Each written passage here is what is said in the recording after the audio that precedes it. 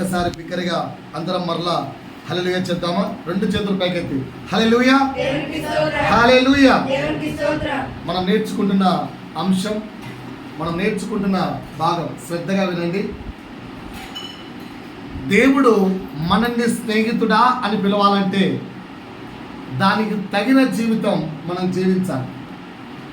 దేవుడు మనల్ని స్నేహితుడా అని పిలవాలంటే దానికి తగిన జీవితం మనం జీవించాలి. సో దేవుడు బైబిల్లో చాలామందిని నా స్నేహితుడా అని పిలిచాడు. అబ్రహామును పిలిచాడు, మోషేను పిలిచాడు, దావీదును స్నేహితుడిగా ఎంచుకున్నాడు. ఇలా చాలామంది స్నేహితులుగా పిలువబడ్డారు. మరి ఆ లిస్ట్ తయారు చేస్తే ఆ లిస్టులో మనం ఉన్నామా? దేవుని స్నేహితుడు అనే లిస్టులో మనం ఉన్నామా? ఒకవేళ నా వైపు చూడండి అందరూ. ఒకవేళ చనిపోతే మీ ఆ యొక్క సమాధి మీద చాలా పేర్లు రాయిస్తారు కదా, ఏం రాయించుకుంటారు? ఒక మంచి మాట, ఒక మంచి వాక్యం. అది ఏదైనా నీ క్యారెక్టర్కు నిజంగా సూట్ అయ్యేదేనా?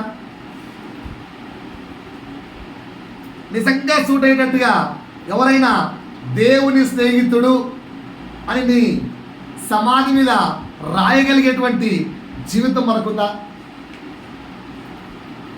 ఇమాజిన్ చేసుకోండి. ఒకవేళ అలా మన సమాధి మీద రాస్తే అది మన నెక్స్ట్ జనరేషన్స్కి ఎంత ఇన్స్పిరేషన్గా ఉంటుందో చెక్ చేసుకోండి. దేవుని యొక్క స్నేహితుడు, దేవుని యొక్క నిజమైన సేవకుడు, దేవుని యొక్క నిజమైన విశ్వాసి, దేవుని కుటుంబానికి యజమాని.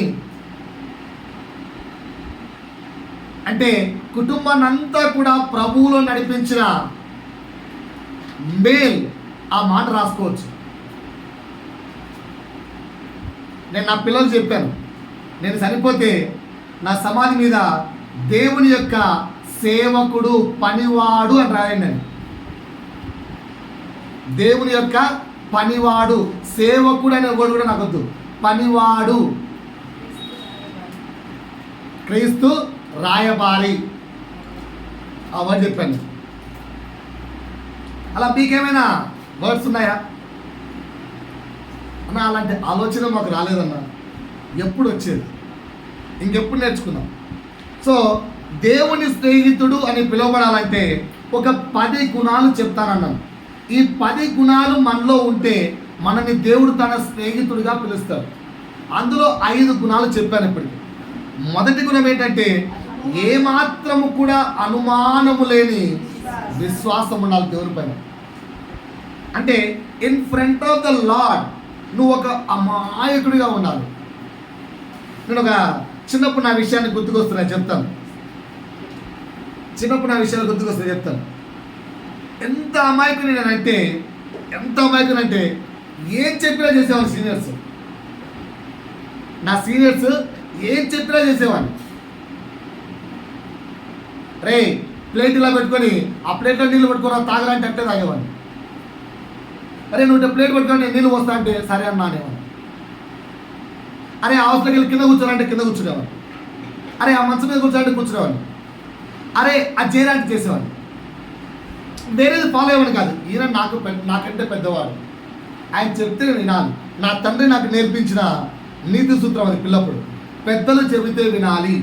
అది నా మైండ్లో బాగా సండే స్కూల్లో నేర్పించిన పాఠం అలా కూర్చుండిపోయింది. శోభక్క మా సండే స్కూల్ టీచర్ పేరు. ఆమె నేర్పించింది, పిల్లలు పెద్దవారు ఏం చెప్పినా వినాలి, ఎదురు ప్రశ్న వేయకూడదు. అసలు వేసేవాడిని కాదు. ఆ తర్వాత కొంత నన్ను కరెక్ట్ చేశారనుకోండి, దట్ ఇస్ డిఫరెంట్ మ్యాటర్. ఎప్పుడు ఒక్క ప్రశ్న ఎదురేసేవాడిని కాదు. దాన్ని అమాయకత్వం అంటారు. సో దేవుని ఎదుట ఎంత అమాయకుడిగా ఉండాలంటే God said I'm doing, that's all. ఎందుకు, ఏమిటి, ఏ దానికి, ఎలా, అస్సలు దాన్నే అసలు అనుమానించని విశ్వాసం అంటారు. అబ్రాహ్మా ఎల్లో అన్నాడు. ఎక్కడికి వెళ్ళాలి ప్రభువా? డైరెక్షన్ చెప్పవా? అప్పట్లో ఇప్పుడంటే గూగుల్ మ్యాప్లు ఉన్నాయి, అప్పట్లో గూగుల్ మ్యాప్లు లేవు. ఇప్పుడంటే గూగుల్ మ్యాప్లు ఉన్నాయి, అప్పట్లో గూగుల్ మ్యాప్ ఉందా?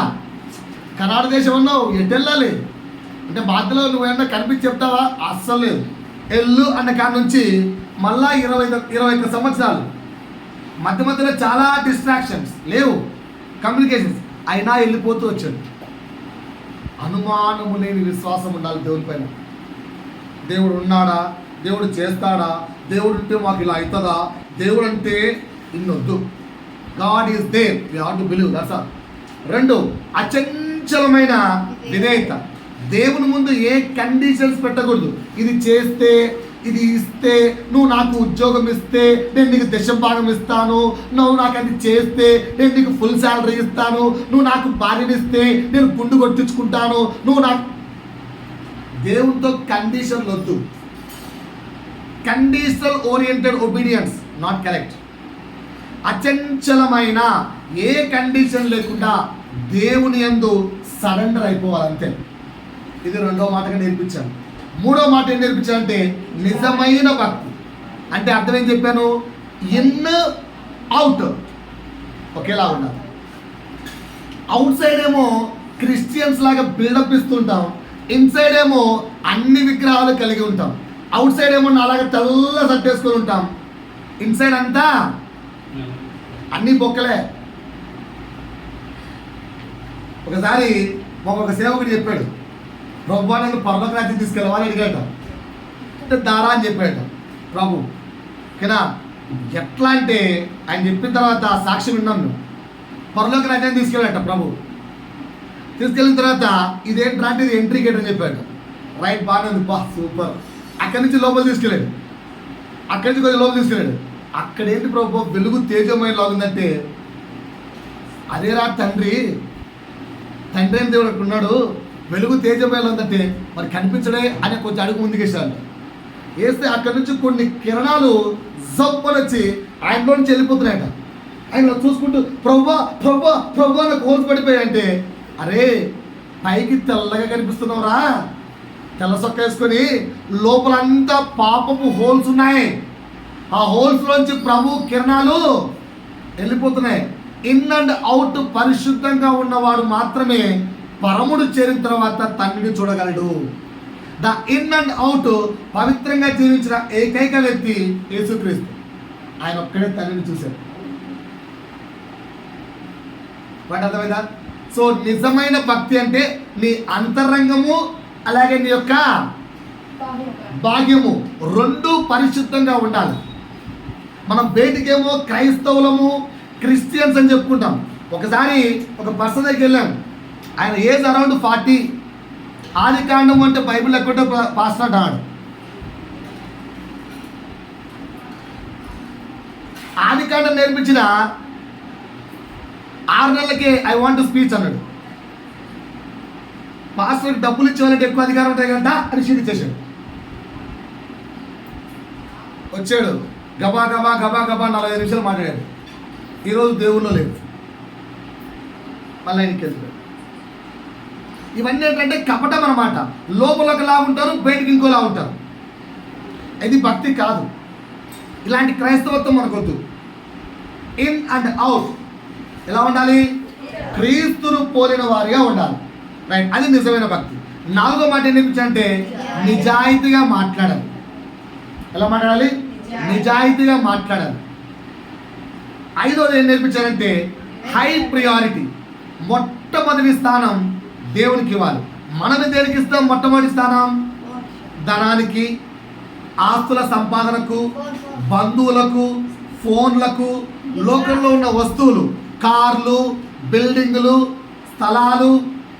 ఓకేనా? ఇకపోతే హై స్టాండర్డ్ ఆఫ్ లైఫ్కు, అధికారాలకు, ఉద్యోగాలకు, కుటుంబానికి, వ్యసనాలకు, వ్యక్తులు. మేమే మీరు బాగా ప్రియారిటీ ఇచ్చే పర్సన్స్ ఎవరు? పాస్టర్లు. మేము కూడా మీలా మనుషులమే. మాకేం ఇంపార్టెన్స్ ఏది అవసరం లేదు, దేవుడికి ఒక్కడికి ఇవ్వాలి. నిద్రకు, సోమర్తనానికి, అంతకంటే మించి ఆచారాలకు, సాంప్రదాయాలకు ఎంత నేర్పిస్తున్నా క్రైస్తవత్వం నుంచి వెళ్ళిపోని దరిద్రమైన అంటే ఇదే. పిల్లి ఎదురొస్తే కష్టం, కుక్క ఎదురొస్తే కష్టం, సోమవారం మంచి రోజు, మంగళవారం మన ఒక పాప అనింది, సార్ మీకు గ్రహణం కదా, మీరు ఏం చేశారు సార్, ఎప్పుడు తిన్నారు సార్ అనింది. గ్రహణమా? పోయిన సండే గ్రహణం అంట, తెలుసా మీకు? వినాయకుడిని వచ్చిన తర్వాత నెక్స్ట్ రోజు గ్రహణం అంట. మాకేం తెలీదు. ఎప్పుడు తిన్నారు సార్ మీరంటే, ఎప్పుడు తింటామేంట్రా, గ్రహణం సార్, పువ్వా గ్రహణం అయిపోతే తినద్దు సార్, 10 తర్వాత తినాలి. అబ్బో నాకు తెలియదు. గ్రహణం అంటే ఏంట్రా? ఏదో స్టోరీస్ ఉన్నాయి సార్. రాహు కేతు అని ఒక పాము ఉంటారు సార్, అది సూర్యుడిని చంద్రుడిని మింగెత్తదట. మరి అంత పెద్ద సూర్యుడిని పాము మింగెత్తే లోపల కాలిపోదురా? మీరు కమ్మున్నారు సార్, అన్నింటే వాడతారు. ఇట్లా మాట్లాడదు సార్, తప్పు. మంచి రోజులు చెడు రోజులు కూడా ఉంటాయి సార్. ఈ రోజులు మంచి రోజులు మన క్రైస్తవులు కూడా ఉన్నారండి. అందుకే నేను చెప్తున్నాను, మీరు పాటించట్లేదు. ఎక్కడ పాటించరా? పాటించరా వచ్చేది ఎత్తండి. పాటించరా మంచి రోజు అసలు అసలు ఓకేనా? రేపు వీడి పెళ్ళి నాకు నచ్చిన రేట్లో పెడతా, యాక్సెప్ట్ చేస్తారా? మీకు నచ్చిన రేటా? ఇల్లు కట్టుకుంటే అసలు పాలు పొగనీయం, ఒప్పుకుంటారా? ఒప్పుకుంటారా? పాస్టర్ అట్లా చేయొద్దు పాస్టర్. పాలు పాలే, ప్రార్థన ప్రార్థనే. మీరు ఏంటిది, పాలు పొంగితే పొంగినట్టు ఆశీర్వాదాలు పొంగి పొంగి ఉప్పుతాయంట. అబ్బా, నా డౌట్ ఏంటంటే, ఇప్పుడు పాలు ఎలా పొంగాయో ఆశీర్వాదాలు పొంగుతాయి కదా. పాలు పొంగి ఎక్కడ పడ్డాయి? కింద. అంటే ఆశీర్వాదాలు ఏమైపోతాయి? పొంగి కింద పడి వెళ్ళిపోతాయి. అయితే మనం వాడుకోగా, ఎవడన్నా కింద పడ్డ పాలు వాడుకుని చూసారా? ఆ కింద పడ్డ పాలు ఆశీర్వాద పాలు కదా, దాంతో ఛాయ్ పెట్టేసి తాగుతారా? అక్కడ తాగడు.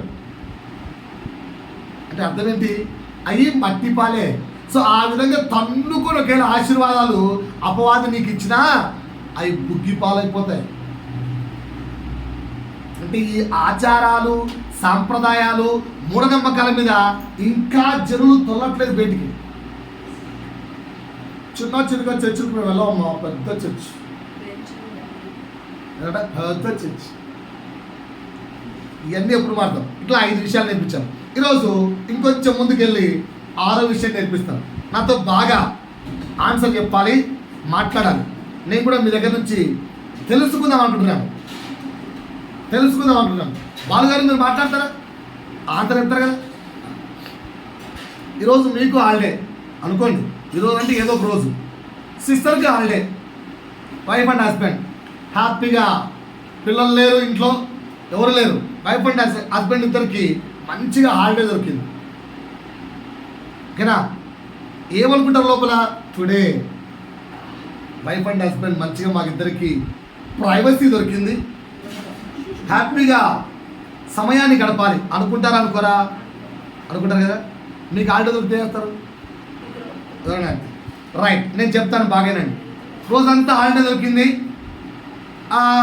సిస్టర్ కానీ ఇటుపక్క మా ఇద్దరు తీసుకుంటే ఈమె కానీ హ్యాపీగా ఇల్లంతా క్లీన్ చేసింది, బాత్రూమ్లు క్లీన్ చేసింది, ఓకేనా, ఇల్లంతా సర్దింది, వంట వండింది, నైస్ డెలిషియస్ ఫుడ్ చేసింది, అన్నీ వండింది, రాత్రి అయింది, అంతా అయిపోయిస్తారు.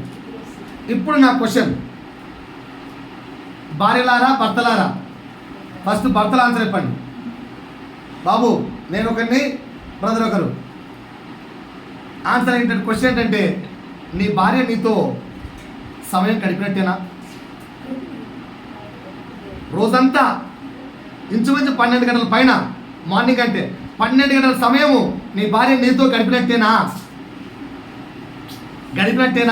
భార్యలారా, నీ భర్త ఓకేనా, మార్నింగ్ నుంచి సాయంత్రం దాకా సిస్టమ్ దగ్గర కూర్చున్నాడు, అలా చేయట్లే, ఫోన్ దగ్గర కూర్చున్నాడు. ఇప్పుడు నా భర్త నాతో రోజంతా గడిపాడండి. భార్యలారా ఆన్సర్. ఎందుకంటే మార్నింగ్ నుంచి నాకు ఇద్దరు ఒకే ఇంట్లో ఉన్నారుగా, ఒకే ఇంట్లో ఉంటే గడిపినట్టు కాదు సార్. మీకు అబ్బా ఏ పాస్టర్ మీరు ఇంత తయారయ్యారు, మీకు ఏమి రాదు పాస్టర్ మీకు. అంతే కదా. సరే, నేను ఇంకోటి చెప్తాను. మంచిగా దేవునితో గడపడం అంటే ఏంటి? 6వ పాయింట్ ఏంటంటే, దేవుడి స్నేహితుడిగా మనం మారాలంటే దేవునితో సమయం గడిపే అనుభవం మనకు ఉండాలి. దేవునితో సమయాన్ని గడపాలి. ఏం చేయాలి? దేవునితో సమయాన్ని. నేను చెప్తాను సమయం గడపడం అంటే ఏంటో నేర్చుకోండి. ఇప్పుడు అందరూ నా వైపు చూడండి. ఫస్ట్ అయ్యా రాసుకోకండి, చూడండి. దేవునితో సమయం గడపడం అంటే వారానికి పాస్టర్ అయితే 4-5 షిఫ్టింగ్ ఆఫ్ ప్రేయర్స్ పెట్టాలి మినిమం. ఆ మాత్రం నేను మార్నింగ్ నా భార్యని ప్రశ్న అడిగాను, ఒకవేళ మన సంఘానికి 100 మంది వస్తున్నారు అనుకో, చర్చి సరిపోతుంది, 10 to 12 ప్రేయర్ పెడతారు. 1000 మంది వస్తున్నారు అనుకో, చర్చి సరిపోతుంది అనుకో, 1000 మందికి కూడా 10 to 12 ఒక ప్రేయర్ మీటింగ్ పెడతారు సండే. ఒకవేళ 10,000 మంది వస్తే అంత పెద్ద చర్చ్ అయితే కట్టేదేగా. అప్పుడు ఏం చేయాలి అంటే ఏం చేయలేముంది 8 to 10, 8 to 10, 10 to 12, ఓకేనా. Then 4 to 6, 6 to 8 for Sunday 4 worships. కరెక్టా తప్ప అని అడిగాను. కరెక్టా తప్ప ఆన్సర్ చెప్పండి. మార్నింగ్ ఫస్ట్ సెషన్ ఒక 2,500 మంది, సెకండ్ సెషన్ ఒక 2,500 మంది, మొత్తం 10,000 బ్యాక్ కవర్. కరెక్టా తప్ప చెప్పండి సార్. ఇలా రోజంతా దేవుళ్ళలో గడపడం దేవునితో గడిపినట్టే కదా. Yes or no? ఎలా ఇలా గడిపితే దేవునితో గడిపినట్టే కాదా? మార్నింగ్ 8 గంటలకు స్టార్ట్ చేస్తే ఈవినింగ్ 8 గంటల దాకా ప్రేరో ఓకేనా, దేవునితో గడిపినట్టే. ఆదివారం అయిపోయింది, సోమవారం పురుషుల కూడిక అనండి. సోమవారం పురుషుల కూడిక, మంగళవారం స్పెషల్ ప్రేయర్, బుధవారం స్త్రీల కూడిక, గురువారము శక్తిని పొందుకునే ప్రార్థన, అది అభిషేక ప్రార్థన, అభిషేక తైలపు ప్రార్థన, ఓకేనా. వినమ్మా మంచిగా. శుక్రవారం ఉపవాస ప్రార్థన, శనివారం గృహ కూడికలు, ఆదివారం మళ్ళీ అదే గృహ కూడిక అంటే సిద్ధపాటే, ఆదివారం మళ్ళీ 4 వర్షిపులు. ఇప్పుడు నేను దేవుళ్ళలో ఫుల్గా దేవునితో సమయాన్ని గడపనట్ట నాతో పాటు సంఘాన్ని అంతా గడిపిస్తున్నాయి కదండి. ఇలా అట్లా మరి ఆన్సర్ ఎత్తారా గడిపినట్టే కదా. దీన్ని దేవునితో బాగా సమయం గడిపినట్టు అనరా నాది వదిలేదు, మీ దగ్గరికి వద్దాం, ఓకేనా. మీరు ఎవ్రీ మండే ప్రేయర్ మీటింగ్ ఉంటే ప్రేయర్ మీటింగ్ అటెండ్ అవుతున్నారు, సండే ప్రేయర్ మీటింగ్ అటెండ్ అవుతున్నారు, ఉపవాస ప్రార్థనకు అటెండ్ అవుతున్నారు, అలాగే సిద్ధపాటు ప్రార్థనకు అటెండ్ అవుతున్నారు, ఓకేనా. అన్నిటికీ మీరు అటెండ్ అవుతున్నారు. దేవునితో సమయాన్ని గడపనట్ట కాదా? సమయం గడుపుతున్నట్టు కాదా? మీ ఆన్సర్ ఏంటి? రోజు వస్తున్నాం, అటెండ్ అవుతున్నాం, పాడుతున్నాం, స్తుతిస్తున్నాం, ఆరాధిస్తున్నాం, ఉన్న 3-4 గంటలు దేవుళ్ళు ఉంటున్నాం, ఓకేనా. పాయింట్ అర్థమైందా? మైండ్ ప్రజెంట్ బాడీ ఆప్షన్ చెప్పట్లేదు. దేవునితో గడుపుతున్నట్ట కాదా? హోల్ నైట్ ప్రేయర్, మళ్ళీ ఇంకోటి వారానికి ఒక హోల్ నైట్ ప్రేయర్, ఏం కాదు, వారానికి ఒక హోల్ నైట్ ప్రేయర్ దేవునితో గడుపుతున్నట్ట కాదా? మాట్లాడితే ముందుకు వెళ్తాను నేను. గడుపుతున్నట్టే కదా. Weekly once whole night prayer అంటే దేవుళ్ళలో బలంగా ఉన్నట్టు. నేను ముందు స్టార్టింగ్ ఒక ఎగ్జాంపుల్ చెప్పాను కదా, వైఫ్ అండ్ హస్బెండ్ అని. అది వైఫ్ అండ్ హస్బెండ్ కలిసి ఉన్నట్ట, ఇది కూడా కలిసినట్టు కాదు. విపరీతమైన సెషన్స్, ఆదివారం వస్తే 4-5 సెషన్లు, అది పాస్ట్ అయినా తీసుకోండి, అటెండ్ అవుతున్న వ్యక్తులైనా తీసుకోండి. Every Sunday, Monday, Tuesday, Wednesday prayer ఉన్నప్పుడల్లా ప్రేయర్కి వెళ్ళడాలు, ఈ చర్చికి ఒకసారి, ఆ చర్చికి ఒకసారి రకరకాల చర్చిలు తిరగడాలు, ఎక్కడ మీటింగ్ ఉంటే అక్కడ మీటింగ్కి వెళ్ళడాలు, ఓకేనా సార్. ఏమన్నా అంటే హోల్ నైట్ ప్రేయర్ కూర్చోడాలు, ఇవన్నీ కూడా దేవునితో సమయం గడిపినట్టు కాదు. మనము ప్రస్తుతము దేవునితో సమయం గడపడము అంటే మనకి ఇదే అర్థమైంది. కరెక్టే కదా. ఇప్పుడు దేవునితో సమయం గడపడం అంటే ఏమనుకుంటున్నారు? చర్చికి వెళ్ళామా, మండే చర్చికి వెళ్ళామా, మళ్ళీ ఉపవాస ప్రార్థనకి వెళ్ళామా, లేదా అభిషేక తైల ప్రార్థనకి వెళ్ళామా, అనాయింటింగ్ ప్రార్థనకి వెళ్ళామా, స్వస్థతా ప్రార్థనకి వెళ్ళామా, హోల్ నైట్ ప్రేయర్ అటెండ్ అయ్యామా, ఇదే దేవునితో గడపడం అనుకుంటున్నారు. నేను చెప్పే కదా, మార్నింగ్ టు ఈవినింగ్ నా భార్య హాలిడే రోజు అనుకో, నేను నైట్ అంటే సాయంత్రం ఎందుకుగా ఉండింది. నువ్వు నాతో ఉండింది ఎప్పుడు? మార్నింగ్ నుంచి మధ్యాహ్నం దాకా కిచెన్ రూమ్ అంటివి, ఆ తర్వాత ఏమో బట్టలు అంటివి, అదంటివి ఇదంటివి అన్నింటితో గడిపింది, కానీ నాతో ఎప్పుడు గడిపావు? మరి దేవునితో సమయం గడపడం అంటే ఏంటి? ఇదా చెప్తా, రాసుకోండి. దేవునితో సమయం గడపడం అంటే, దేవునితో సమయం గడపడం అంటే నీ హృదయ అంతరంగాన్ని పంచుకోవడం. Sharing of your heart with the lord. Sharing of your heart with the lord. భయ్యా ఏం చెప్పాను? హృదయ అంతరంగం పంచుకోవడం అన్నానా, నీకున్న కష్టాలు బాధలు పంచుకోవడం అన్నానా? రెండు ఏకాంతంగా ఆయనతో గడపడం. ఏకాంతంగా ఆయనతో గడపడం. ఇంకెవరు ఉండద్దు మధ్యలో. No one should be. ఏకాంతంగా నువ్వు ఆయన, అంతే. నువ్వు ఆయన, ఏకాంతంగా ఆయనతో ఉండడం. 3, ఆయన హృదయాన్ని తొంగి చూడడం. ఆయన హృదయాన్ని తొంగి చూడడం. ఆయన హృదయాన్ని తొంగి చూడడం.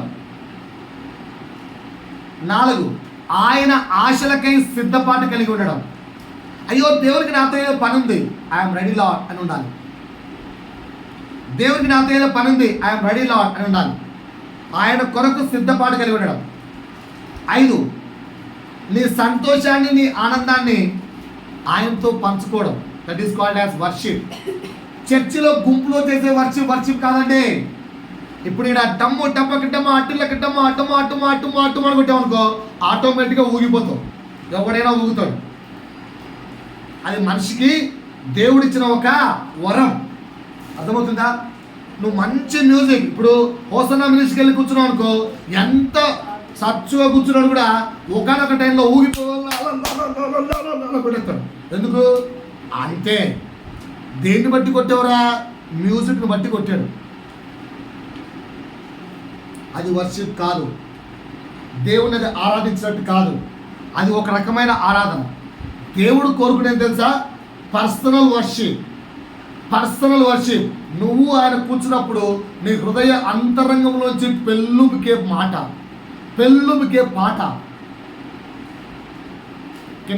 నిన్ను చూడాలని యేసయ్యా ఒక మాట. నీ నోటి నుంచి వచ్చే ఒక్కొక్క మాట ఆశగా ఉంటుంది. ఇప్పుడు వైద్య దగ్గరికి వెళ్తాం, ఏయ్ డార్లింగ్, ఏమవుతామండి? ఏమన్నాడు? నేను అన్నాడు రా. ఇప్పుడు ఏమో చూసి ఏ డార్లింగ్ అని అనుకో, వీడికి ఏమైనా అర్థమవుతుందా? ఏమన్నావు సార్, ఏంటది? కానీ ఆమెకు అర్థమవుతుంది ఏముందో అంటే. అర్థం ఏంటి? ఆ సైగలో కూడా ఒక అర్థం ఉంది. ఆ సైగను కూడా భార్యాభర్త ఎంజాయ్ చేస్తారు. దేవుడు నువ్వు ఏకాంతంగా ఉన్నప్పుడు నువ్వు పలికే ఒక చిన్న మాట కూడా ఆయన ఆనందిస్తాడు. తండ్రి అని ఒక చిన్న మాట కూడా ఆయన ఎంజాయ్ చేస్తాడు. అది ఆయనతో సమయం గడపడం అంటే. దాన్ని వర్షిప్ అంటారు. మనం వర్షిప్ అంటే ఏమనుకుంటున్నాం? వాయిద్యాలు దంచి కొట్టడానికి వర్షిప్ అనుకుంటున్నాం. పాట అర్థమైందా? ఇది చెప్పాను ఇప్పటికి. మళ్ళీ రిపీట్ చేయండి ఒకసారి. హృదయ అంతరంగాన్ని పంచుకోవడం. 2, ఏకాంతంగా ఆయనతో గడపడం. 3, ఆయన హృదయంలోకి తొంగి చూడడం. 4, ఆయన ఆశ కొరకు సిద్ధపాటు కలిగి ఉండడం. 5, ఆయన ఆరాధించడం. 6, నీ కష్టాలు, నీ బాధలు ఆయనతో పంచుకోవడం. పంచుకోవద్దని దేవుడు ఎప్పుడు చెప్పలేదు. ప్రతిదీ పంచుకోవచ్చు. ఎంత ట్రాన్స్పరెంట్గా పంచుకోవచ్చు అంటే, ప్రభువా నాకు అది కావాలి, తప్పేం కాదు. ఎందుకంటే వాక్యంలో అడుగుడి మీకు ఏమడను, వెతుకుడి మీకు దొరకను, తట్టుడి మీకు దేమని అని నీకు నచ్చింది అడగమని కాదు. ప్రార్థనలో పైన చెప్పిన 5 అంశాల భావన నీలో అయిపోయిన తర్వాత 6వదిగా పంచుకోండి. నీ కష్టాన్ని పంచుకోండి, నీ దుఃఖాన్ని పంచుకోండి. ప్రభువా నా పెయిన్ పంచుకోండి, తప్పులేదు. 7 ఆయనతో గడపడం అంటే, ఇప్పుడు నేను ఉన్నాను చూడండి ఒకసారి. ఇప్పుడు నేను నా భార్య కూర్చొని మాట్లాడుతున్నాను. ఏయ్ గిటో, ఏయ్ అమ్మాయి చెప్పమ్మాయి, ఏయ్ ఉండే ఆ కిచెన్ రూమ్లో మాడిపోతుంటే అనింది అనుకో. ఇప్పుడు ఈ అమ్మాయి నాతో ఉందా, కిచెన్ రూమ్తో ఉందా? నాతో ఉందా, కిచెన్లో ఉందా? నాతో ఉందా, కిచెన్లో ఉందా? ఏం లాభం? ఇలా చేసాను అనుకో, హే తగలాగ అని అనుకో, నాతో ఉందా ఎక్కడో డ్రీమ్స్లో ఉందా? నాతో ఉందా ఎక్కడో ఉందా? చెప్పరేంటండి? దేవునితో ఉండేటప్పుడు ప్రపంచాన్ని మర్చిపోవాలి. అది 7. ఇలా నువ్వు దేవునితో చూసే ప్రార్థన, దేవునితో కూర్చునే దాన్ని ఆయనతో గడపడం అంటారు. ఉన్నారా మనం అట్లా? మనం దేవునితో అలా గడుపుతున్నావా? మీరు అలా గడిపి చూడండి, ప్రభు స్వరాన్ని స్పష్టంగా వింటారు, ప్రభు మాటలు స్పష్టంగా వింటారు. ఇప్పుడు నా మాట మీకు ఎంత అద్భుతంగా వినిపిస్తుందో అంతకంటే క్లారిటీగా, స్పష్టంగా, బ్యూటిఫుల్ వాయిస్, అందమైన మాట, అద్భుతమైన మాట, ఘనమైన మాట, జీవము గల మాట, ఆశ్చర్యకరమైన మాట, నిన్ను బలపరిచే మాట, నిన్ను శక్తిపరిచే మాట, నీకు ఓదార్పునిచ్చే మాట, నిన్ను గెలిపించే మాట, నిన్ను నిలబెట్టే మాట నువ్వు వింటావు, వినిపిస్తుంది. అలా గడిపితే ఆయనతో 24/7.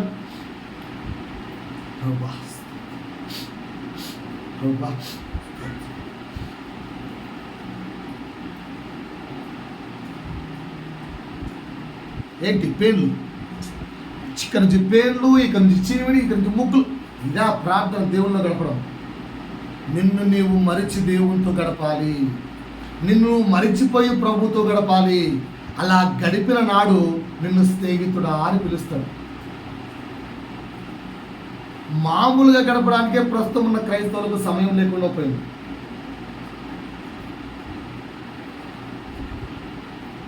ఏం నేర్చుకుంటున్నాం ఆలోచించండి. రైట్, ఒక చిన్న విషయం చెప్తాను. ఒక చిన్న విషయం. ఇప్పుడు ఎన్ని విషయాలు చెప్పాను? 7 చెప్పాను. బాగేనండి. మళ్ళీ ఒకసారి రిపీట్ చేస్తానండి. ఫస్ట్ పాయింట్ ఏంటి? హృదయ అంతరంగం ఆయనతో షేర్ చేసుకోవడం. రెండోది ఏం చెప్పాను? ఏకాంతంగా గడపడం. మూడోది ఆయన హృదయంలోకి తొంగి చూడడం. నాలుగోది ఆయన ఆశల కొరకు సిద్ధపడ్డం. ఐదోది ఆయన ఆరాధించడం. ఆరోది కష్టాలు, సుఖాలు, కన్నీళ్లు పంచుకోవడం. ఏడోది ప్రపంచాన్ని మర్చిపోవడం. ఎనిమిదో చెప్పమంటారా? బాగా బిజీగా ఉన్నాం అనుకో, ఏం చెప్తారు? చర్చి మానేస్తాం అంతే. ఫ్రెండ్ పెళ్ళి, చర్చి క్యాన్సర్. నీళ్ళు వచ్చాయి, చర్చి క్యాన్సర్. ఇంకేంటి? బంధువులు వచ్చారు, చర్చి క్యాన్సర్. వర్షం పడింది, చర్చి క్యాన్సర్. ఏదైనా అలా అలా అలా ట్రిప్కి వెళ్ళాలి, చర్చి క్యాన్సర్. ఏదో చూడబోతుంది, చర్చి క్యాన్సర్. సార్ మంచి కొత్త కొత్త మూవీ సార్, సినిమా క్యాన్సర్. అది టీవీలో వస్తుంది sir, church cancer. Cricket match వస్తుంది సార్, చర్చి క్యాన్సర్. ఇదా? దీనికోసం చర్చి క్యాన్సరా? ఒకసారి నాతో పాటు తీయండి. ఈ 8వ మాట ఎక్కడి నుంచి తీశాను? మార్కు సువార్త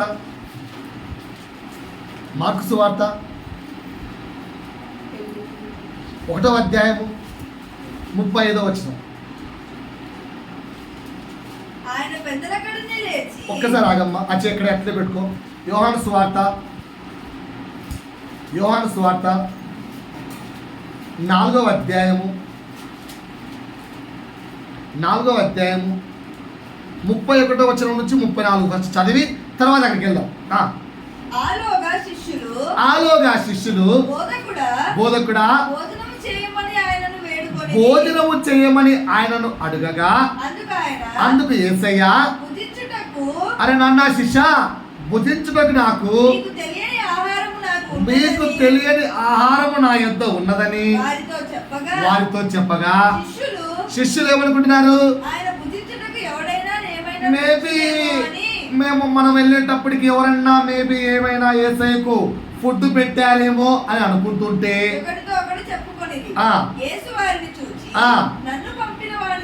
ఏం చేయడము?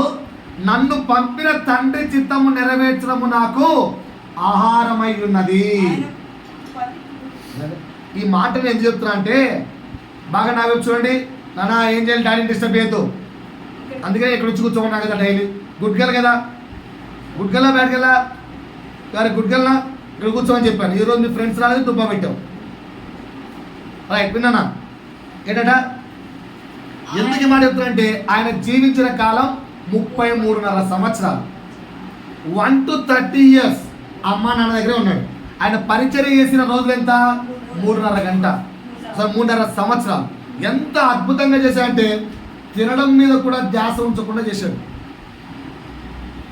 తినడం మీద కూడా ఆయనకు ధ్యాస లేదు. అంటే అంత బిజీ ఆఫ్ షెడ్యూల్, అంత బిజీ ఆఫ్ షెడ్యూల్. నేను నా భార్య అంటుంది, ఏమంటే తినడమే 12 తిన్నానే. మొన్న ఎప్పుడు అనేది ఏమమ్మా అంటే meeting meeting meeting meeting meeting meeting స్కూల్లో తినడమే 4 తిన్నానని చెప్పింది. అంత బిజీ, అంత బిజీ. యేసయ్య కూడా అంత బిజీ. ఫుడ్ తినడానికి కూడా సమయం లేనంత బిజీ. ఎంత? ఫుడ్ తినడానికి, ప్రాపర్గా నిద్రపోవడానికి సమయం లేనంత బిజీ. కానీ మార్క్స్ వార్తలోకి రండి. ఈ మాట నీకు అర్థమైతే నీ బతుకు ఈరోజు మారిపోతాయి. పెద్దవారు ధ్యానంగా వినాలి. ఈ మాట మీకు అర్థమైతే మీ బ్రతుకులు మారిపోతాయి. యేసయ్య ఎంత బిజీ అంటే ఆ 3.5 సంవత్సరాలు నిద్రకు, ఆహారానికి, ఆరోగ్యానికి, దేనికి కూడా ప్రాధాన్యత ఇవ్వలేదు. అది ఎలా నీకు అర్థమైతే తెలుసా? ప్రయాణాల్లో మధ్యలో అలసిపోయి నిద్రపోయేవాడు. ప్రాపర్ నిద్ర లేక, అరే శిష్య అలసిపోయాను రా, కొద్దిసేపు పడుకుంటాను, మీరు చూసుకుంటారు కదా, వెళ్ళి పడుకోండి సార్, పడుకోండి అని చెప్పాలి శిష్యుడు. అంత నిద్ర లేకుండా ఉండేవాడు. అయినను పెందల కెడనే లేచి ఇంకా చాలా చీకటి ఉండగానే అపవాది శక్తులు లేక మునిపే, అపవాది శక్తులు అంటే ఎన్నికి 3:30 లేస్తాయి, 4 లేస్తాయి, 5 లేస్తాయి. వారి శక్తులు ఇంకా లేక మునిపే, తండ్రి నన్ను అభిషేకించు, ఈరోజు నువ్వు నాకు ఇచ్చావు అనాయింట్ మీ, ఈరోజు నేను బ్రతికున్నానంటే బికాస్ ఆఫ్ యువర్ గ్రేస్, నన్ను అభిషేకించు. 5కు లేస్తాయి శక్తులు. ఆ శక్తులు నన్ను అటాక్ చేయడానికంటే ముందే anoint me with your power. ప్రార్థిస్తున్నామా? ఎప్పుడు? ఖాళీగా ఉన్న రోజు కాదు, సెలవు ఉన్న రోజు కాదు, ఫ్రీగా ఉన్న రోజు కాదు, నీకు కష్టం వచ్చిన రోజు కాదు, నీకు రోగం వచ్చిన రోజు కాదు, నీకు దుఃఖం వచ్చిన రోజు కాదు, నీ పెళ్లి రోజు, నీ బర్త్డే రోజు కాదు, ప్రతిరోజు. ఎప్పుడు? దుష్ట శక్తులు లేయక మునిపే తండ్రి శక్తిని పొందుకొని, తండ్రి నీ యొద్ద నుంచి నాకు శక్తిని ఇవ్వకపోతే నేను రోజును జయించలేను, ఐ కాంట్, రోజును నేను జయించలేను అని భారము కలిగి ప్రభు దగ్గర చెప్తున్నారా?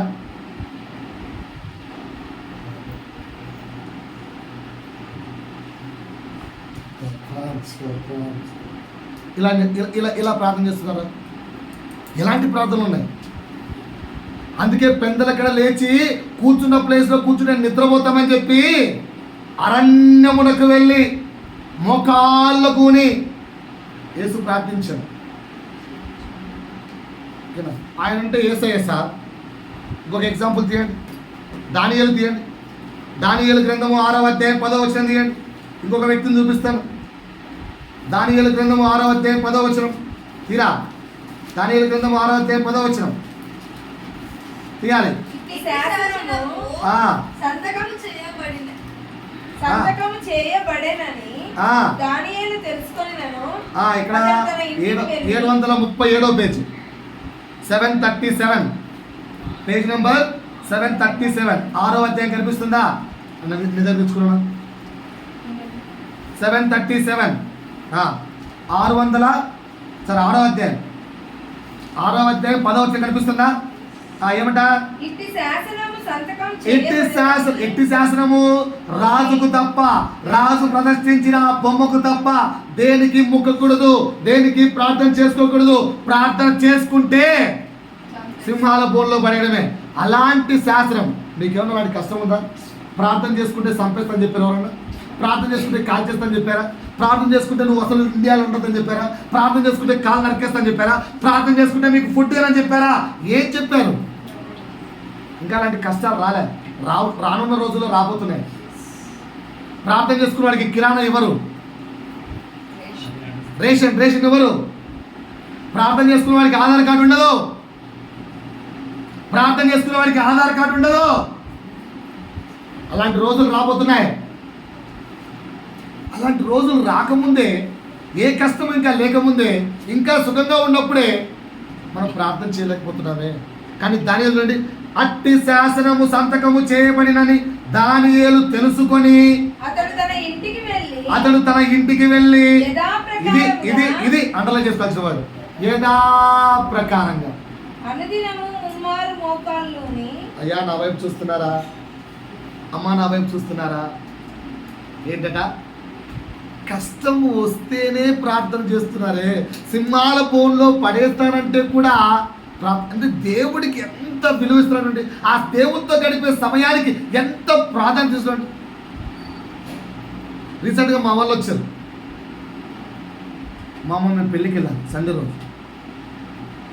అది సొంత ఫ్రెండ్ పెళ్ళే, ఫ్రెండ్ చెల్లెలి పెళ్ళో అక్క పెళ్ళో, ప్రార్థన మరి మిస్ చేసుకొని పెళ్ళికి వెళ్ళాను. అంటే దేవుని సన్నిధి కంటే అది చాలా ఇంపార్టెంట్ అయిపోయింది. నేనేం చెప్పలేను, సేవకులేం చెప్పలేరు. దేవుని సన్నిధి నీకు ఎంత బలం, ఎంత ఆదరణ. అయ్యో ఈ రోజు నా ప్రభు మాట, ఈ వారం నా ప్రభు మాట వినకుండానే సార్ కొన్నిసార్లు ఎగ్జామ్షన్ జరుగుతుంది. అన్ఎక్స్పెక్టెడ్లీ ఆ రోజు చనిపోతేనో,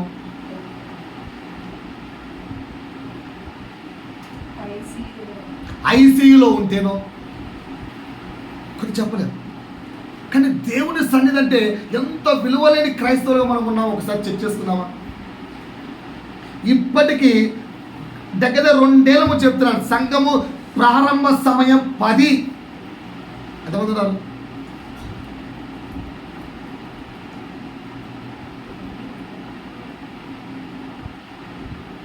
ఒకవేళ పరలోక రాజ్యంలో 10కి ఎంటర్ అయిన వాడిని లోపల రప్పిస్తాడు, 10 తర్వాత 1 minute అయినా కూడా గేట్స్ విల్ బి క్లోజ్ అంటే పరిస్థితి ఎలా ఉంటాం?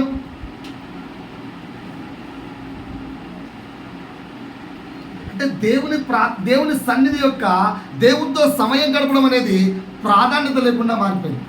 కానీ దేవుని స్నేహితుడిగా పిలువబడాలంటే ఆయనతో సమయం గడపడానికి చాలా ఇష్టపడాలి. ఎప్పుడు ఫ్రీగా ఉన్నప్పుడు ఆయనతో గడపడం కాదు, ఫ్రీగా ఉన్నప్పుడు ఆయనతో గడపడం కాదు, బాగా బిజీ షెడ్యూల్.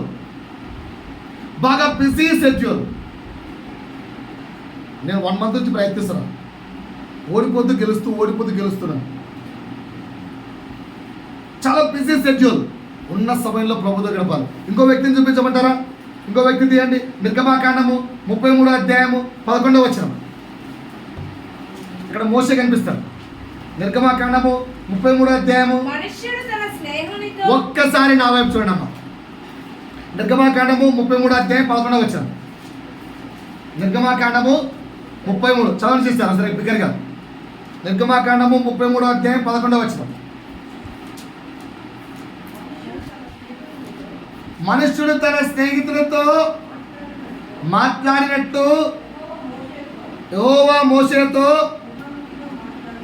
ముఖాముఖిగా 7వ వచనం నుంచి స్టార్ట్ చేస్తారు. 7వ వచనం నుంచి. అంతటా మోషే గుడారమును తీసి పాలెము వెలుపలికి వెళ్ళి పాలెమునకు దూరముగా దానిని వేసి దానికి ప్రత్యక్షము గుడారం అని పేరు పెట్టాను.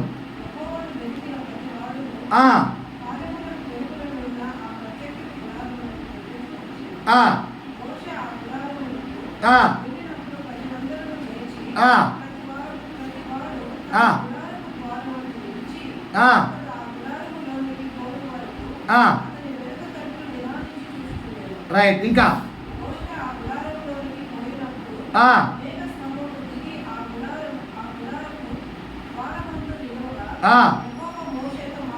ఎవరితో మాట్లాడుతున్నాను? యెహోవా మోషేతో మాట్లాడు. ఒక్కసారి నా వైపు రండి. ఇక్కడ మీకు బాగా ఇక్కడ ఈ కాంటెంట్ అర్థమయ్యేది చెప్తాను, బాగా అయినండి. ఇప్పుడు ఇలా మిమ్మల్ని తీసుకుందాం. ఇప్పుడు మీ ఇంట్లో ప్రేయర్ పెట్టుకుందామని చెప్పాను, ఓకేనా? ప్రేయర్ పెట్టుకుందామని చెప్పాను. సంఘంలో ఉన్న అందరినీ పిలిచారు. బాగా గమనించండి, ఇన్ని కుటుంబాల్లో ఇప్పటికి నేర్పిస్తున్నాను. ఎప్పటికీ ఏ కుటుంబము ఇంకా పర్ఫెక్ట్ కావట్లేదు. ఏ కుటుంబంలో ప్రేయర్ ఉంటుందో ఆ కుటుంబ సభ్యులు ప్రేయర్లో కూర్చోరు. మరి ప్రేయర్ పెట్టుకోవడం ఎందుకు? అర్థం కాదు. ఏమనంటే సార్ వాళ్ళు వస్తున్నారు సార్, ఫోన్లు మోగుతున్నట్టే, వచ్చేవాడు రాని సచ్చేవాడు సావని, వస్తాడా సత్తాడా నాకెందుకు, 7కు ప్రార్థన అని చెప్పాను. 7 నుంచి 7:05 గ్రేస్ పీరియడ్. 7:05 వరకు ఫోన్ రెడీగా పెట్టు. 7:05కు స్విచ్ ఆఫ్ చేసి పడేది. ఎందుకు? 7:05కు పాస్ట్ వచ్చాడు, ప్రార్థన స్టార్ట్ చేశాడు. అరే ఫోన్ స్విచ్ ఆఫ్ పెట్టాడు, తిరిగి సావింటికి పోలేదు. మనకు సంబంధం అలా ఉన్నారు ఎవరన్నా? ఆ వ్యక్తి ఫోన్ పోగుడు లేచి వెళ్ళిపోడు, ఈ వ్యక్తి ఫోన్ ఎక్కడ రా, నేను ఇక్కడ ఉన్నాను రా, వస్తున్నా ప్రార్థన ఆమేన్ అనేటప్పుడు పాస్టర్ వస్తుంటాడు. ఈ సంఘపు ఈ కుటుంబ సభ్యులు ఎవరైనా వచ్చి, ఈ కుటుంబ సభ్యులు సాక్ష్యం, ఏ కుటుంబ సభ్యులు రాదు. ఒక కుటుంబ భర్త సంబంధించి ఫ్రెండ్స్ కోసం ఫోన్ మోగుతుంటుంది, భార్య సంబంధించి ఫ్రెండ్స్తో ఫోన్ మోగుతుంటుంది, పిల్లలు ఫ్రెండ్స్ ఫోన్లు మోగుతుంటాయి. అందరూ వచ్చి పుష్కలంగా తిని వెళ్తారు. వెళ్తారా ఏంట్రా? కానీ ప్రేయర్కి ఎంతమంది కూర్చుంటారు? వచ్చేవాడిని పోయేవాడిని రా రా రా రా రా రా రా రా అనే పిలుపులోనే జీవితం వేస్ట్ చేసుకుంటావు, కానీ ప్రార్థనలో కూర్చుంటామా? ఎందుకు? తప్ప కరెక్టా? అది తప్ప కరెక్టా? ఒక రకంగా మాట్లాడుకుంటే పాస్టర్ ఒకవేళ ఏందమ్మా ఇది ప్రేయర్ పెట్టుకుని మీరు లేకుంటే ఎట్లా అన్నాను అనుకో, కుటుంబ సభ్యులు చెప్పే సమాధానం చెప్పండిరా. అందరినీ పిలిచారు కదా పాస్టర్, మరి అందరినీ పిలిచారు కదా. ఏం చేద్దాం పాస్టర్? 7కే చెప్పాను పాస్టర్. ఎంత చెప్పినా మనుషులు మారుతారా? మారు పాస్టర్. అందుకే 7కని చెప్తే వస్తారన్నారు అందరూ. ఈ పిలుపుల్లోకి వెళ్ళిపోతాం. కానీ నేను అనేదంటే ఒక పని పెట్టుకున్నాక ఇలాంటివి కామన్ ఏమంటారు అంటే కదా, ఒక 20 మంది 30 మంది 40 మంది కూడుకొని ఒక ప్లేస్లో కూడుకొని ప్రార్థన చేయాలంటే, లేదంటే ఈరోజు ఒక ఓపెన్ మీటింగ్ 100 మంది వస్తారని చెప్పి మీకు ఆర్గనైజేషన్ ఇప్పించారు అనుకోండి, వంట గింట వాళ్ళ సంబంధించిన అన్ని డీటెయిల్స్ అన్ని మీరు చూసుకోవాలని చెప్పి ఇద్దరికి నేను అప్పగిస్తే మీ ఇద్దరు వాక్యం వింటారా? వింటారా? ఇక్కడ బిజీ. వచ్చిన వాళ్ళందరినీ మెయింటైన్ చేయాలి, వాళ్ళకి ప్లేస్ చెప్పాలి, వాళ్ళకి ఎక్కడ ఉండాలో చెప్పాలి, ఎక్కడ కూర్చోవాలి చెప్పాలి, వాళ్ళకి ఏం కావాలో చూసుకోవాలి, వాళ్ళ కార్ పార్క్ ఎక్కడ చూసుకోవాలి, వాళ్ళ ఎన్ని పనులు. 100 మందితో మీటింగ్ పెడితేనే వాక్యం వినలేకపోతున్నాం. మోషే నడిపించింది ఎంతమందిని? 30 లక్షల జనాంగాన్ని. 30 లక్షల జనాంగాన్ని లీడ్ చేయడం ఈజీ టాస్కా? భారమైన పనా? ఈజీ పనా? భారమైన పనా? ఈజీ పనా? 30 లక్షల జనాంగాన్ని లీడ్ చేస్తూ కూడా తండ్రితో ఒక్కరోజు కూడా సమయాన్ని గడపడం మర్చిపోలేదు మోషే. పాలంలో కూర్చోండి దేవునితో. వేకుజాములు లేచి, ప్రభు నువ్వు నాతో వస్తేనే అరే మోషే ఎందుకు రాలేని సతాయిస్తావు? అర్థం చేసుకో. సర్లే నా కర్ర తీసుకువెళ్ళు. మంచిది ప్రభు, నువ్వు కర్ర ఇచ్చావు మంచిది, నువ్వు కర్ర ఇచ్చావు బలం ఇచ్చావు మంచిది, నువ్వు వస్తే ఇంకా మంచిది. ఏంటట నువ్వు అట్లా కాదురా మోషే, అర్థం చేసుకో. నా కృప నీకు తోడుగడ్డదు పో. థ్యాంక్ యూ లార్డ్, నీ కృప తోడుగా ఇచ్చావు. అద్భుతం ప్రభువా, ధన్యవాదాలు. కానీ నువ్వు ఉంటే ఇంకా మేలేమో కదా. విడిచిపెట్టేవాడు కాదంట, ఈ రోజునిచ్చావు, నువ్వు లీడ్ చేయనివాడంట. మోషే ప్రార్థనలో శ్రేష్టమైన మాట ఇది. ఈ రోజు నువ్వు నాకు ఇచ్చావు, నేను లీడ్ చేయలేను, యు లీడ్ మీ. 30 లక్షల జనాంగానికి నాయకుడిగా లీడ్ చేస్తూ, ఒంటరి నాయకుడు, మళ్ళా అంత లీడ్ చేస్తూ కూడా ప్రభు దేవునితో సమయాన్ని మర్చిపోలేదు. నువ్వు నేను పండగ ఉంటే చర్చి బంద్, ఇంటికి ఉంటే చర్చి బంద్, అది ఉంటే చర్చి అంటే అంత దేవుని సన్నిధి అంటే అంత ఇంపార్టెన్స్ లేకుండా ఉన్నామా? ఏం నేర్చుకున్నా జనాగమా? ఆలోచించండి.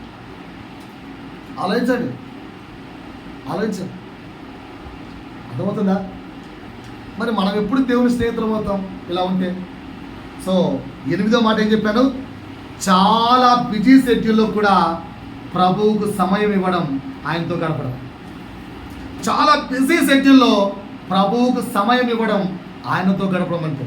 సో నువ్వు ఆయనతో గడిపే అలవాటు నీకుంటే నువ్వు దేవుడి స్నేహితుడు అవుతావు. ఏముండాలి నీకు? ఏముండాలి చెప్పాలి? చెప్పాలి సార్, ఏముండాలి? ఆయనతో గడిపే అలవాటు ఉండాలి. హ్యాబిట్. అలవాటు అంటే రోజు చేసేది హ్యాబిట్. ఆయనతో గడిపే అలవాటు. చర్చికి ఒక వారం వచ్చి, ఒక వారం డుమ్మ, ఒక వారం వచ్చి వద్దు. చాలా ఆ లైబ్రరీగా మానేద్దాం. ప్రభువుకు చాలా ప్రాధాన్యత ఇద్దాం. నేను ఈ హైదరాబాద్కి వచ్చినప్పుడు చర్చిలు చాలా వెతుక్కున్నాను. అక్కడ చిలకానగర్లో ఒక చర్చి చూసుకున్నాను. దాని కింద అదే చిలకానగర్ అది పాత ఈ లోపలికి వెళ్తాను. కాలువ దగ్గర నుంచి పైకి వెళ్తే ఒక చర్చి 4-5 వారాలు వెళ్ళాను. మళ్ళా డుమ్మా కరెక్ట్గా నాకు దేవుడు అని తెలిసిన తర్వాత మ్యాక్సిమం నాకు గుర్తుండి నేను 2-3 సార్లు మానేసి చర్చి అంతే. ఒకటి ఊరికి వెళ్తే ఊళ్ళో చర్చికి వెళ్తాం. ఒకటి ఎవరో చస్తే మానేశాను. ఐ థింక్ సీదేవక్ అనుకుంటా. ఆ రోజు కూడా చేశాను, వదిలేశాను. ఆమె చనిపోయిన రోజు, ఎందుకంటే సండేనే చనిపోయిందాము. నేను అప్పుడు ఆ రోజు కరోనా టైంలో హాస్పిటల్లో ఉన్నాను, గాంధీ హాస్పిటల్, కనుక చర్చి క్యాన్సిల్ చేశాను. ఇంకోసారి అరౌండ్ ఏదో వ్యక్తికి చనిపోతుంది. ఈమెయితే డెలివరీ అయిన నెక్స్ట్ వారం ఏమైనా వేసుకోవచ్చు చర్చికి, నెక్స్ట్ వీకే. ఎందుకంటే pains and everything is common, but God presence, దేవుడి సన్నిధిలో గడపడం అనేది చాలా విలువ. ఆ మాట నాకు చాలా ప్రాధాన్యం. దయచేసి అలా బ్రతకడానికి ప్రయత్నిద్దాం. ఎన్ని విషయాలు నేర్పించినప్పుడు 6. ఆరోదేంటి? దేవునితో సమయాన్ని గడిపే వారిగా మనం ఉండాలి. దేవునితో సమయాన్ని గడిపే అలవాటు మనకు ఉండాలి. 7 10 విషయాలు నేర్పిస్తాను. ఒకసారి మళ్ళీ రిపీట్ చేయండి. ఫస్ట్ ఏముండాలి? అనుమానము లేని విశ్వాసం. 2 అచంచలమైన విధేయత. 3 నిజమైన భక్తి. 4 నిజాయితీగా మాట్లాడుకోవడం, అబద్ధాలు అసలు చెప్పద్దు. 5 దేవునికి మొట్టమొదటి ప్రాధాన్యత ఇవ్వాలి. 6 ఆయనతో సమయాన్ని గడిపే అనుభవం ఉండాలి. అందులో 8 పాయింట్లు చెప్పాను. 8వ పాయింట్ చాలా ఇంపార్టెంట్. అంటే ఐ లవ్ యూ లార్డ్ అంటాం. దేవుడు నేను ప్రేమిస్తున్నాను, నాకు ప్రాణం, ఆయన అంటే ఇష్టం. చాలా మంది భార్య చెప్తుంటారు I love you my husband అని, I love you my wife అని. లవ్ యూ అంటే అర్థం ఏంటో తెలుసా? ఎంత భారంగా ఉన్నా, ఎంత బిజీ షెడ్యూల్ ఉన్నా, ఎంత బిజీగా ఉన్నా, ఖచ్చితంగా ప్రతి భార్య భర్తతో పర్సనల్ టైం ప్రతిరోజు గడపాలి. అది గడపలేదంటే ప్రేమ చచ్చిపోయింది అర్థం. గుర్తుపెట్టుకోండి. కంపల్సరీ ఎంత భారంగా వర్క్ వచ్చినా భర్త భార్య ఒడిలోనే సేద తీర్చుకోవాలి. భార్య భర్త ఒడిలోనే ఆ భారాన్ని మర్చిపోవాలి. అలా మర్చిపోలేదు, నిద్రకు కానీ దేనికైనా కానీ ప్రాధాన్యత ఇస్తుందంటే ప్రేమ చల్లారిపోయింది. 100%. ఈరోజు నేర్చుకోండి ప్రభు మాట. 100%. నువ్వు ఎంత బిజీ షెడ్యూల్ ఉన్నా compulsory you have to share your pain with your husband, you have to share your pain with your wife, and you have to share your pains with your children. You have to spend time compulsory. అర్థమవుతుందా అండి? అలా కాక నేను అలసిపోయాను, నేను tired అయిపోయాను, నాకు నిద్ర వస్తుంది, సతాయించకు, ఏంది నీ నొప్పి, ఏం పిల్లలు రా మీరు, దరిద్ర పిల్లలు, ఏంది రాయిది సాతానుకు నువ్వు బానిస అయిపోయావు, చోటిస్తున్నావు అని అర్థం. Point is clear sir? పిల్లలారా అర్థమైందా? ఎంత బిజీ షెడ్యూల్ ఉన్నా ప్రభువుతో సమయాన్ని ఖచ్చితంగా గడపాలి. పాయింట్ అర్థమైతే ప్రభువుకు ఒకసారి గట్టిగా స్తోత్రం చెప్పండి. దేవునికి స్తోత్రం, హల్లెలూయా. 7, 8, 9, 10 ఈ 4 మాటలు ప్రభు చిత్తమైతే వచ్చే వారం బోధిస్తాం. రైట్. దేవుడి వాక్యం ద్వారా ఆయనకే మహిమ తెచ్చుకోను గాక.